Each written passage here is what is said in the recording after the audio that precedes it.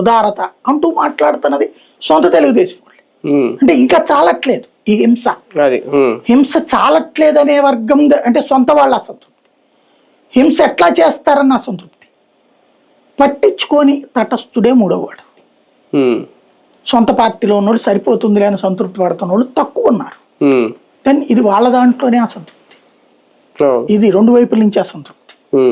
రెండవది వచ్చేటప్పటికి 60 ఏళ్లకే పెన్షన్ ప్రతి ఒక్కడు ఆశ పెట్టుకున్నాడు, 50 ఏళ్లకే పెన్షన్ బీసీ ఎస్సీ ఎస్టీ ఆశ పెట్టుకున్నారు, చాలా బలంగా ఆశ పెట్టుకున్నారు. 4000 వస్తుంది కంఫర్ట్ మనం అన్నట్టు, అది ఇవ్వట్ల. కొత్త పెన్షన్ ఇవ్వట్ల, 50 ఏళ్ల పెన్షన్ ఊసెత్తట్ల. పైగా ఎప్పుడు అంత అభివృద్ధి జరిగిపోయింది ఇంత అభివృద్ధి జరిగిపోయింది అంటున్నారు. ఇవి పేపర్లలో టీవీలలో సోషల్ మీడియాలో కనబడుతున్నది. ప్రాక్టికల్గా మన ఈ 2 ఏళ్లలో చదువులు పూర్తయిన వాళ్ళల్లో ఎంతమంది ఇక్కడ ఉద్యోగాలు సంపాదించారు, ఎంతమంది ఇతర రాష్ట్రాలకు పోయారు.